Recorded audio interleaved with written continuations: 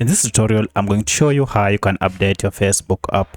Updating your Facebook app will help you fix a lot of errors with your Facebook application and also get the latest updates that comes with the current version of Facebook. To do so, it is quite simple. You can either update on your Google Play Store if you're using Android smartphone or App Store if you're using an iPhone. So for this, I'll use my Android smartphone. So just go to Play Store here and then tap on it to open. From this, using the search feature, go ahead and type in Facebook. Now, as you can see, we have the Facebook app here, and you can see here we have an update that is available. So to get the latest version of Facebook, we have to update this app. If I go ahead and tap on it, I can now go ahead and update it. So if I tap on update, it will go ahead and download the latest Facebook app that is available from Google Play Store.